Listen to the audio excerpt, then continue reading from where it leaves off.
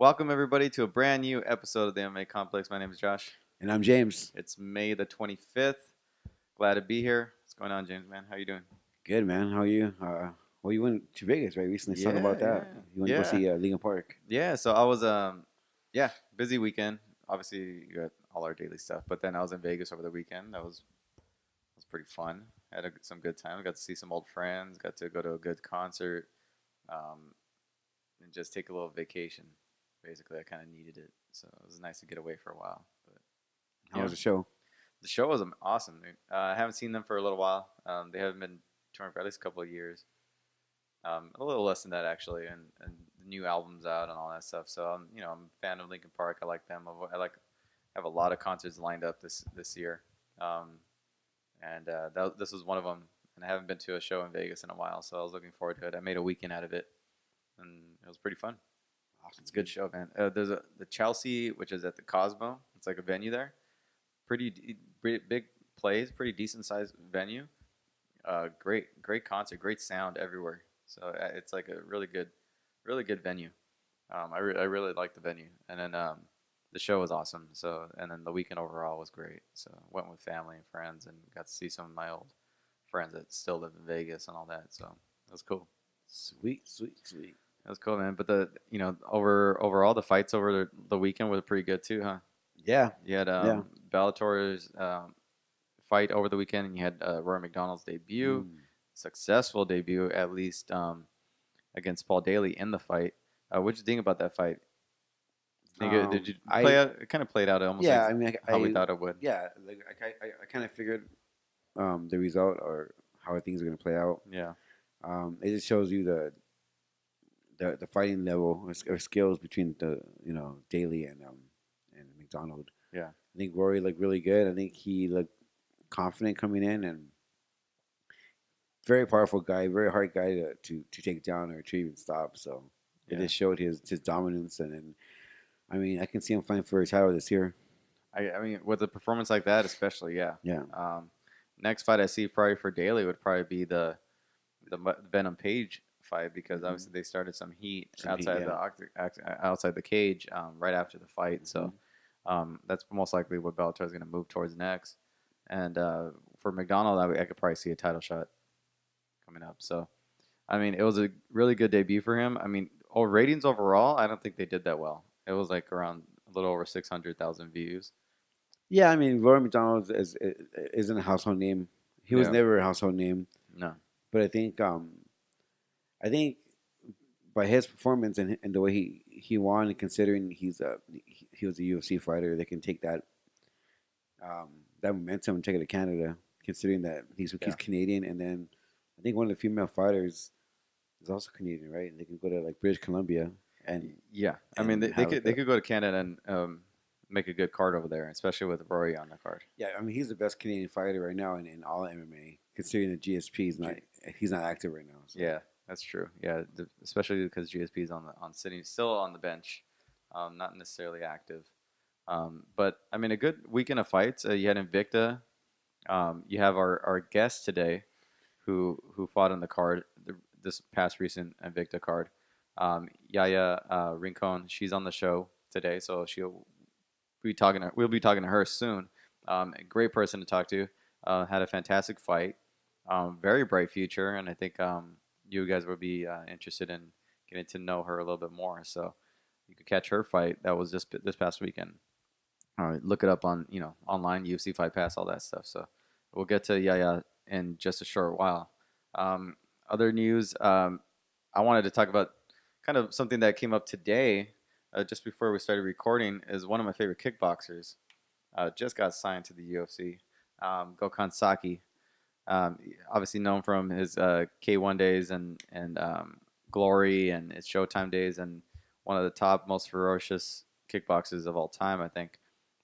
Making his debut in the UFC probably sometime this year. There's no set date yet, but he signed a multi-fight contract that just came out just a short while ago. What do you think? What do you think about the signing of the UFC?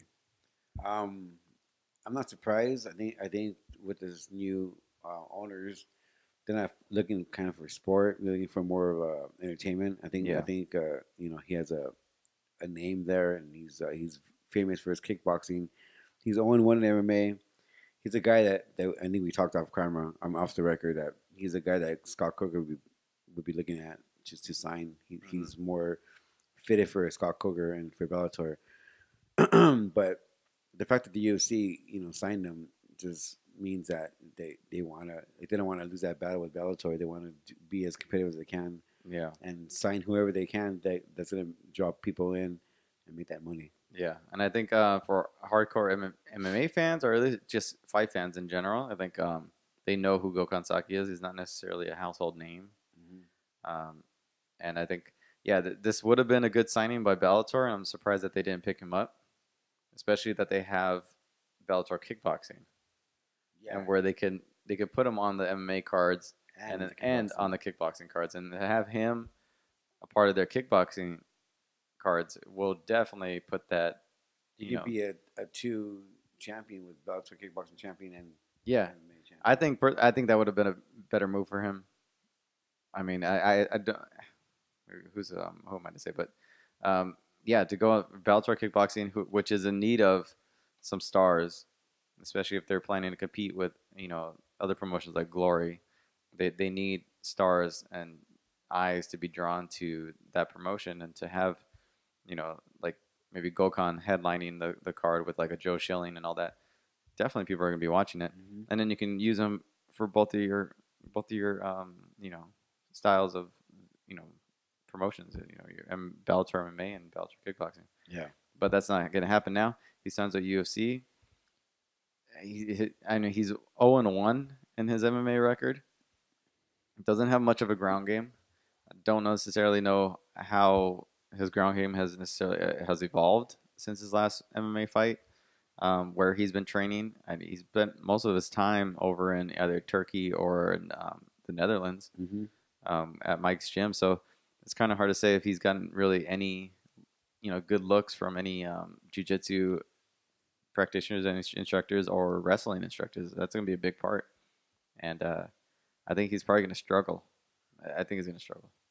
Oh yeah, it's definitely with the UFC caliber guys who are really elite wrestlers and jiu-jitsu guys. Yeah, even if he went to any other promotion, I think he would struggle. Yeah, I think he'll do better in Bellator than he would in the UFC. Yeah, but I think the UFC looks at it. Well, this guy's a high-level kickboxer. What's in their minds are going to produce more knockouts.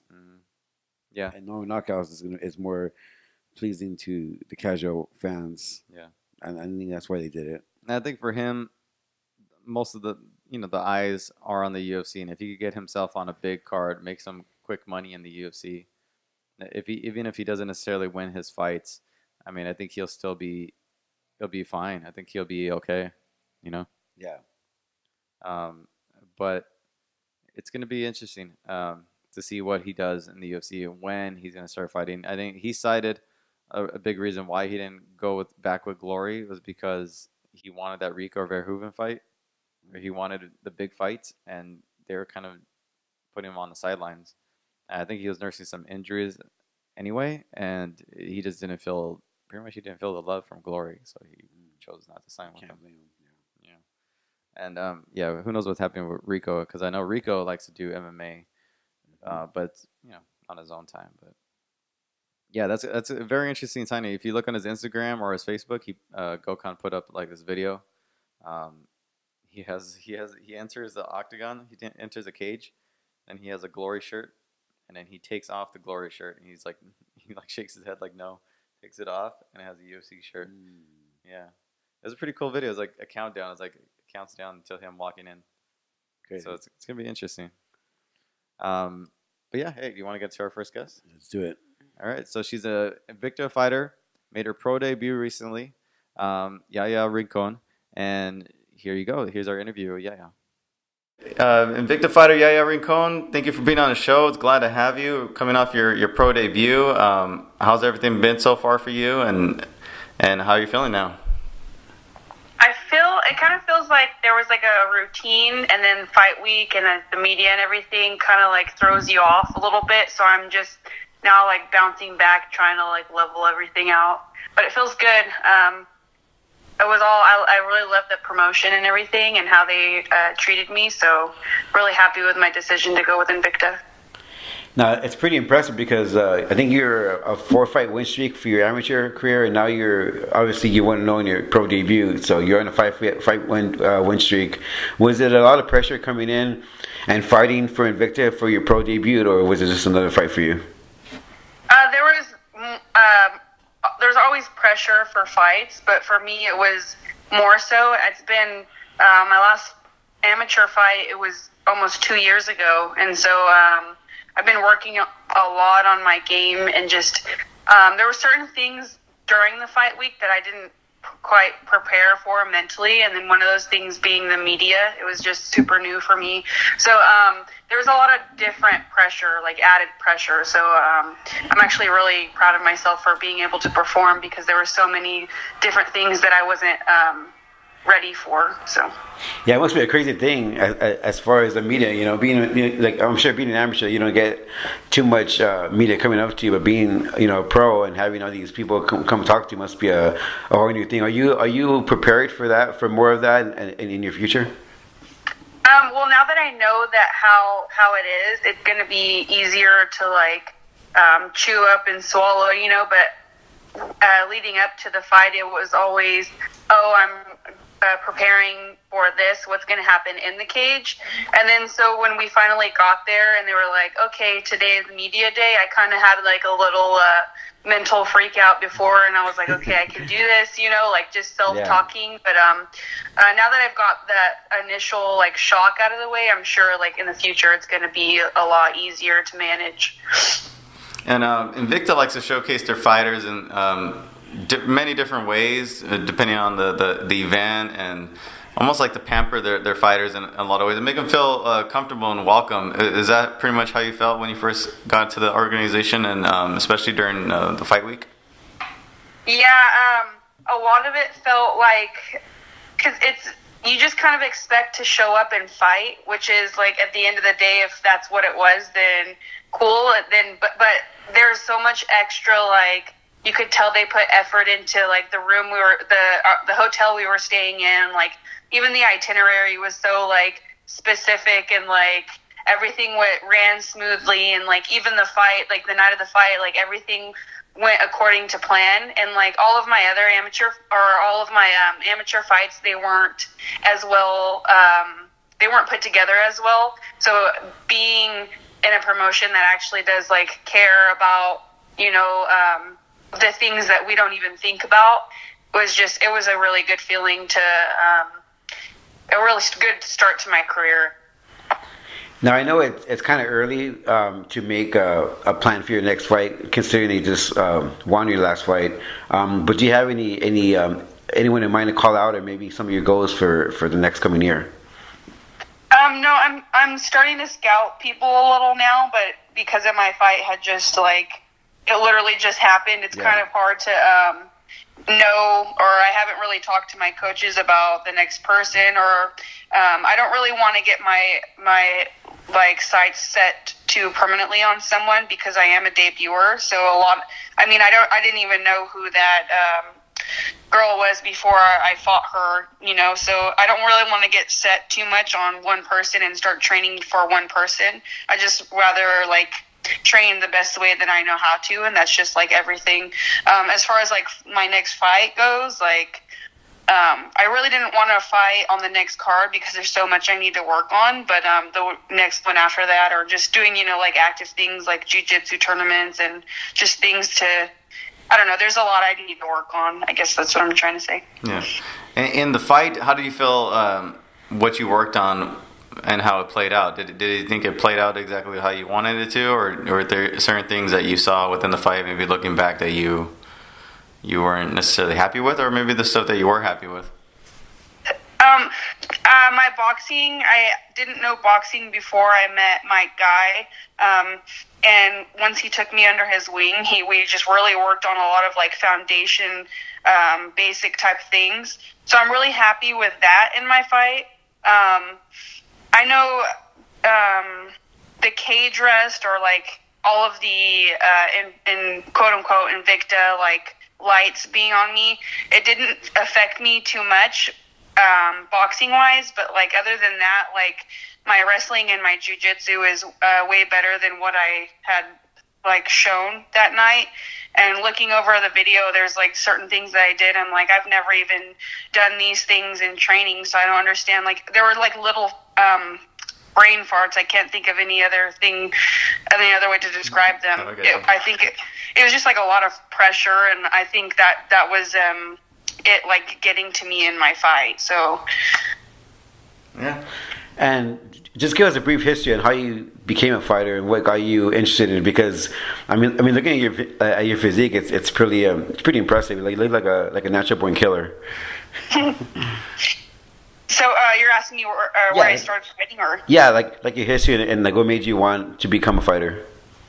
Oh, I started in karate when I was about 3 or 4, and then in high school I played a bunch of different sports and kind of walked away from martial arts. But I kind of gravitated back to martial arts after I was done playing college basketball, and I started with jiu-jitsu, and they had the traditional jiu-jitsu has the gis, and so wearing a gi just like kind of brought me back to where I was when I was younger. And it just felt like a real comfortable feeling. And so it was like a really slow transition. Like I first went to jiu-jitsu, and then I slowly like went to MMA, and like so it all kind of came together. But it wasn't like me going outside of myself to do something that was so far out of left field. It was just kind of like a natural. Oh yeah, I was doing cage fighting now. Like it wasn't too shocking for me or for anyone around me. Mm.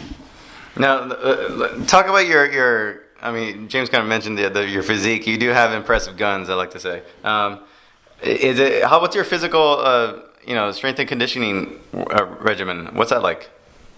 It's hard to say, because every day it's different.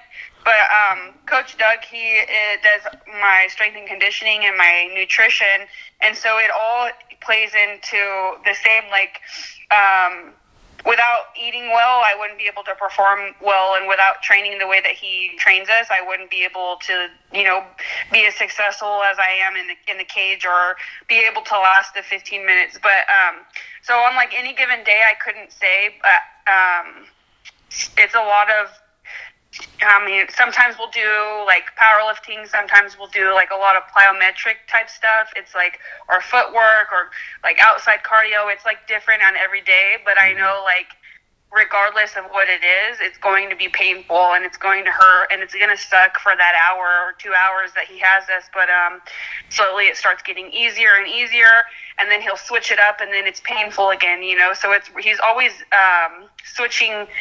It's just a hard question to answer, because if you were to watch us train, there's never like a cookie cutter. Oh, this is what we're going to do today, and this is what we're going to do tomorrow. It's always a shock. Like we never really know. Yeah. Oh man, that must suck. But it does, but I love it. Right. Well, as you know, the UFC and Invicta kind of work together, and a lot of the Invicta girls are being kind of sucked up by the UFC's divisions. And I was just intrigued about like your thoughts about that. Are you concerned for the UFC to give like all the talent from Invicta, or is it something that you're looking forward to, like as far as going to the UFC one day?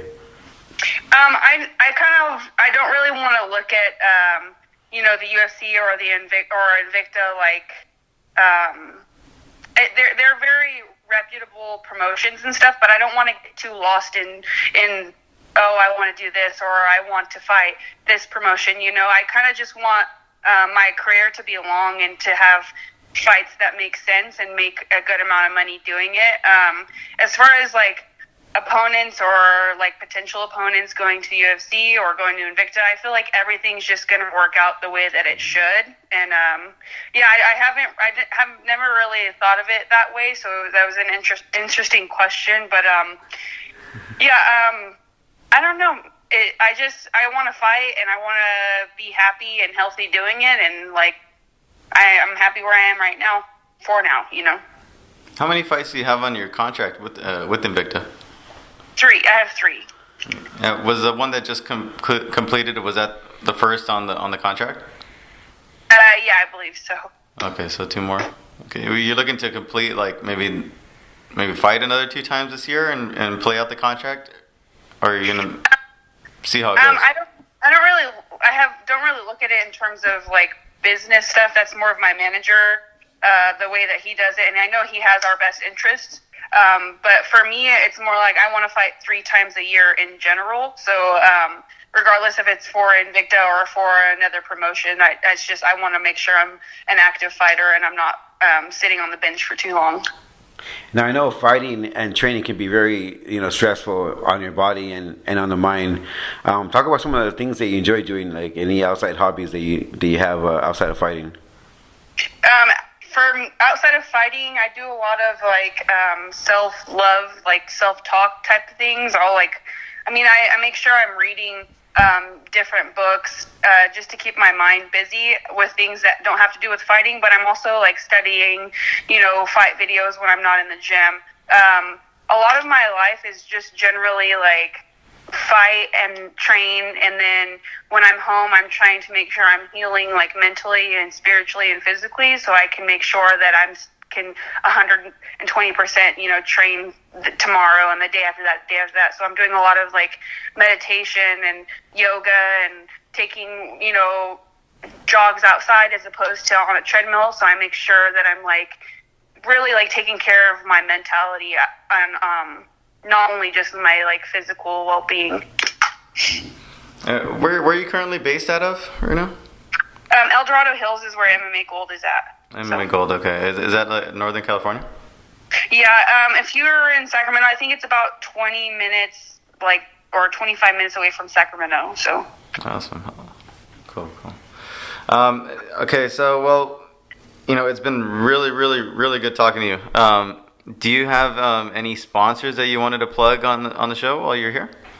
Yeah, sure. I have Code 42, Hayabusa, ASP Shooting Range, Fred Gallegos, and Endless Summer Tans.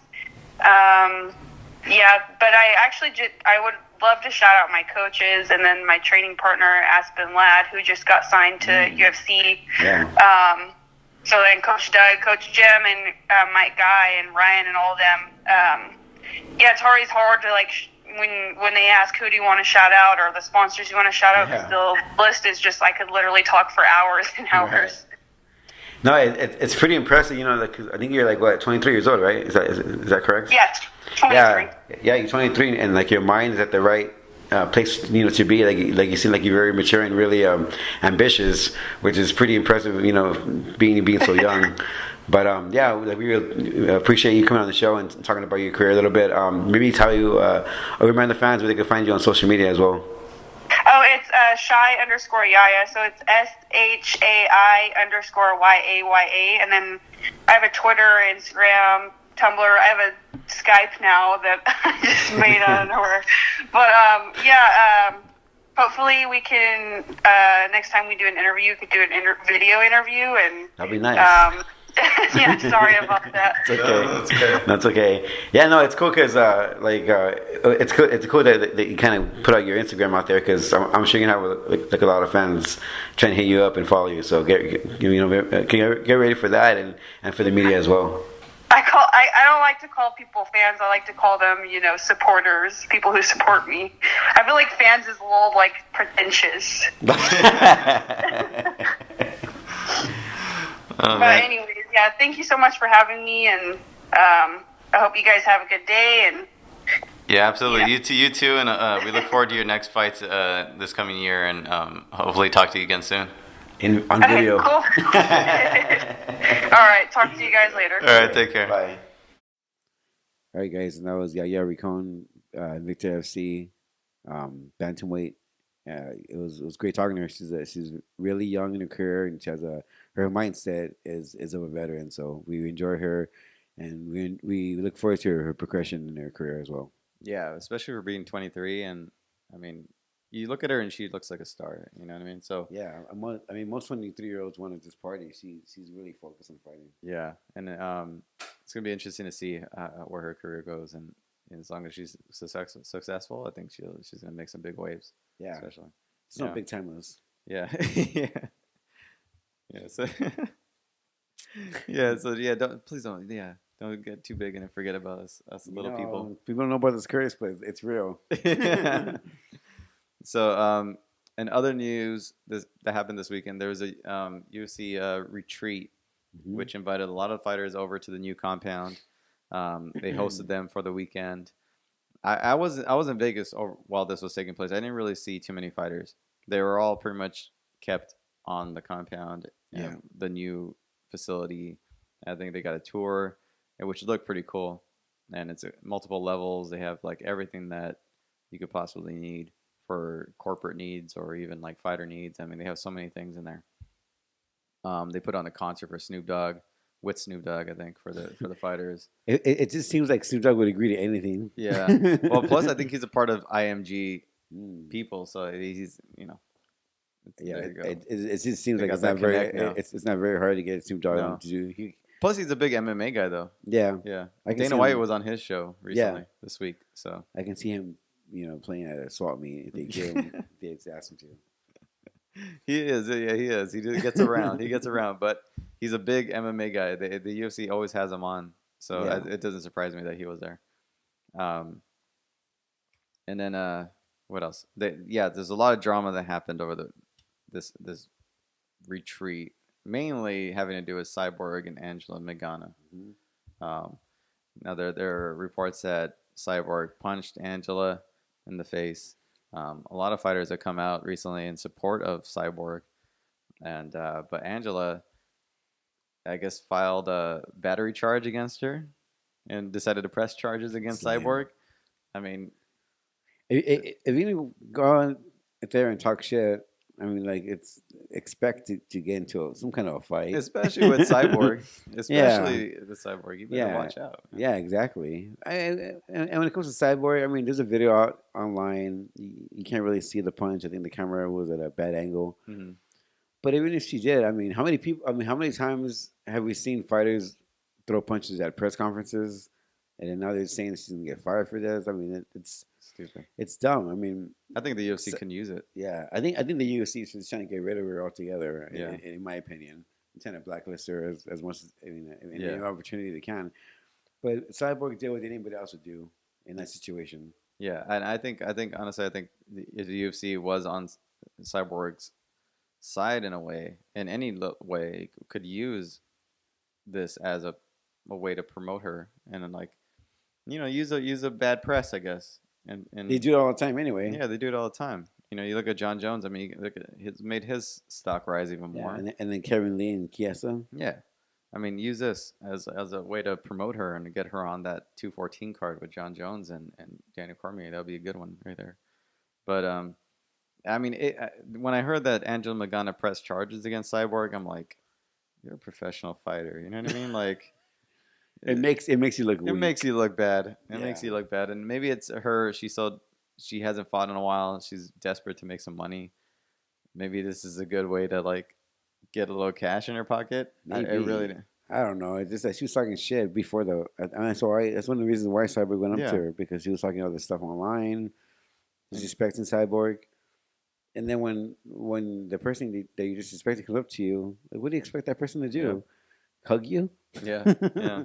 But it's like, you don't press charges. You're a professional fighter. You should fight back. You should throw a punch yourself and call it a day. Pretty much. That's in your nature. It's supposed to be in your nature. But apparently not. Apparently not. With her, she's suing them or pressing charges. Is is a way to go. But it's easy money. Yeah, I feel bad for Cyborg. I hope that it doesn't seem like the UFC's on her side with a lot of things, but she's obviously one of the biggest draws in MMA, even more so than maybe second to Rousey, who's not around anymore, because Cyborg does pretty well on TV views, and people want to see her fight. Yeah, she's a good draw here in California. Yeah, especially here. So. And also they had the guys from Reebok there at the retreat. And there's fighters out there, talking crap to the guys in their face, seeing how unhappy they are, and saying that. And I think one of the fighters brought up how much money they lost, and in sponsorships compared to like before the pre Reebok. Yeah. The Reebok guys had nothing to say. They didn't know what to say. It was funny. Was that on video? Yeah, I think someone tweeted it out. I forget where I saw it online, but yeah. Yeah. And another, well, staying with the retreat thing, and on a different fighter who was there was Gegard Mousasi, who was talking about how Kobe Bryant was there and the UFC brought him in, and he was talking about these $100 million investments, and that it just didn't make sense when you have fighters there that are making 10 and 10, and you have this guy who's talking about $100 million investments. It's like there's no way they're trying to make anybody there is even close to making that kind of money. And Yeah, it's kind of like a slap in the face almost. And but he was like, I don't want to talk bad about them too much. They did kind of treat us nice over there and hosted us pretty well. So yeah. I mean, besides him, I think Leslie Smith, was saying too that she was looking at the facility that the gym that they built, and the fact that they got Snoop Dogg, and the fact that they flew out all these fighters and paid for their other expenses. And she was saying like, I mean, how much did it cost to make this facility? How come I'm not getting that? How come the UFC's not using that money for us instead of using it for Snoop Dogg or whoever? So yeah, there's a lot of fighters out there that were saying the same thing during the retreat, and they're tweeting on actual time, on real time when the retreat was going on. That's funny. I mean, it's crazy, man. It's true, man. You got this new facility. It's state of the art. You have like this big old weekend where they treat them to like a bunch of stuff, concerts and free. I mean, they pay for the facility. They pay for the airline, food.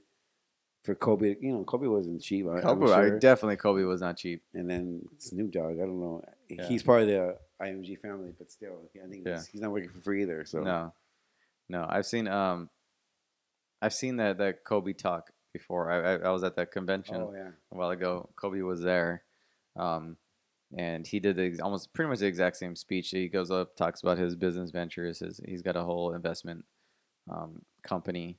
And he just talks about that, and I've seen it before. But I can see when you have fighters there that are, that are upset, obviously, with their current situation, and seeing all this money and all this stuff that's being spent, and they're broke. You know what I mean? They're living fight to fight, and they're probably they're a lot of them relying on other people to help them get by. So it's just, yeah.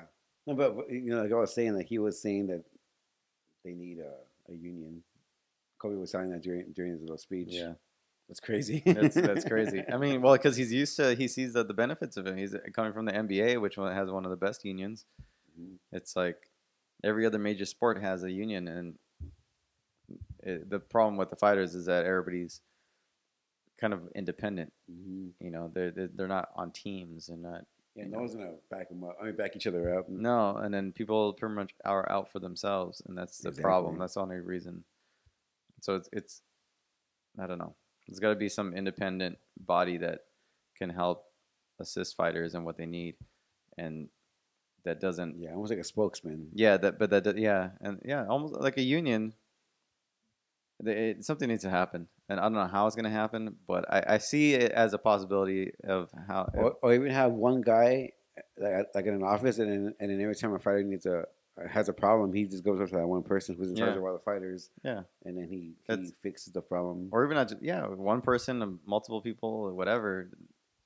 I could see that it being a possibility. Yeah, I could see it being a possibility to have something that's independent of organizations that fighters can go and air their grievances and get what they need, healthcare and whatever, and it has nothing to do with outside promotions or any of their fights. Just a place that they can go and get the support that they need. I see it easily happening. I mean, it's like our jobs. We both have jobs that have unions. Yeah. And when we have a grievance, we go to the union and we talk to a union rep, and they take care of the problem. Yeah. But if we're not all working or backing each other up, yeah, it's almost the same thing. It's almost the same thing. Everybody's out for themselves anyway. Yeah. Yeah. So see what happens. I don't know. It's funny how like this whole retreat was a big deal, but it's getting bad publicity because of all that stuff Right. that came It's like out. backfiring in the UFC. It's just they can't. You can't do stuff right when you have people that are upset. And you can't sweep stuff under the rug. And fans You know? see through it. We see right through it. Yeah, too. the fighters see through it too. It's like Yeah. it's just not. It can't work. Mhm. Now we'll get to our fight picks. Yeah. For the week. ONE FC has a fight this weekend. It's May 26th. It's in Singapore. It's online pay-per-view. Go to onefc.com or one championship. I'm sorry. That's what they're called. One championship. Yeah. Go to their website. You get the online pay-per-view. Angela Lee is defending her title again. It's a stat card. Ben Askren's on the card, defending his title. So it's a really good card. Make sure you take a look at it. May 26th. Now, keep in mind the time zone difference. Being in Singapore and the U.S., it's going to be in the middle of the night over here. So be prepared for that. The 28th, Stockholm, Sweden. You have UFC Fight Night 109. Gustafsson versus Teixeira, which is, two light heavyweights that we haven't really seen in a while. And I think it's gonna be a good fight. Gustafsson just having a baby too recently. You see that? But a good card overall. I mean, you have Ben Saunders, Peter Sabata. You have who else? You have Misha. No, this guy right here, Misha Serkinov. Mm-hmm. Really good guy. Really tough guy. I'd like to see him fight. But obviously it's just the main event. I mean, main event's the biggest one. I mean, there's a lot of good fights on here. Nordin Talib, a lot of the Russian fighters, a lot of the European fighters are on here. Really good card overall. It's gonna be interesting. But Alexander Gustafsson versus Glover Teixeira. We're talking about two light heavyweights that have kind of been out of the picture for a while. Yeah, especially Alexander. I don't remember the last time he fought. He was a star like when he was fighting John Jones, and it's crazy. Yeah, when he fought Jones, Cormier. Yeah. I think he had Anthony Johnson. He lost that fight.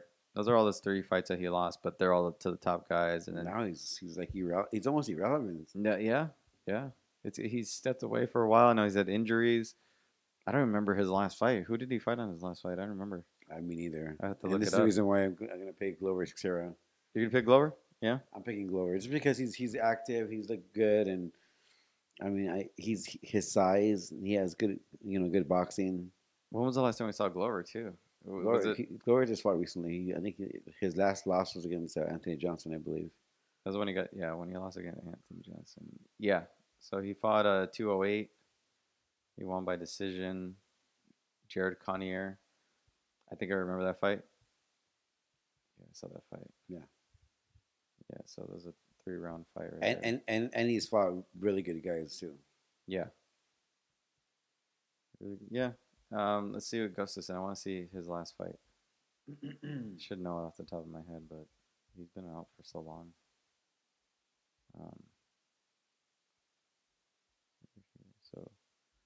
Blackwitz, 93. Oh, he fought in September of last year. Jan Blackwitz, 3-round decision. Before that, he lost a split decision to Danny Cormier. Before that, he lost the TKO to Anthony Johnson. He beat Jimmy Manuel before that. So 2014, 2015, two fights in 2015. Only 1 fight in 2016 against Janet Blackwitz, and now 1 fight in 2017 as of right now. So, I mean, yeah, even Glover Teixeira hasn't really been that active, but you're gonna go with Glover? Yeah. Yeah. I'll go with Gustafsson. I think he could probably stay on the outside and make it an interesting fight, and I could see him maybe getting the decision win at least. It might be a 5-round fight, right? Yeah. So, be interesting. I'll go with Gustafsson. Maybe he'll bounce back, make another run this year. So he needs to, especially only won 2 fights in the last 3 years, it's crazy. Whatever. Yeah. But that's pretty much our show, man. Right? Yeah. Thank you for YAYA Rincon. Make sure you follow her on social media and check out her next fight with Invicta. A lot of big things that I see happening for that girl. Yeah. Yeah. Yeah, we're gonna have her on the show again sometime soon. So probably around her next fight. But I want to thank you guys all for watching the show on YouTube, on iTunes. Make sure you go to hollerrockgear.com. Use the promo code Complex15. Go to themmacomplex.com. And check out the shirts. Our new MMA Complex shirts are up on the website right now. Yeah, so they got uploaded recently. You can make a purchase. They're not too bad, $19.95. Check them out. Yeah. You can follow us on social media. You can follow me on Twitter, MMA Complex James, JYMZ. Follow him, MMA Complex Josh. You can follow the show on Instagram, Facebook, and Twitter, all under the MMA Complex. And yeah, if you guys listen on iTunes, give us a 5-star rating and a comment. Help the show get noticed. Subscribe and share. So we really appreciate that. And we have a good fight with Teixeira and Gokhan next weekend. We're going to try to break all that down for you guys. Until then, enjoy the fights.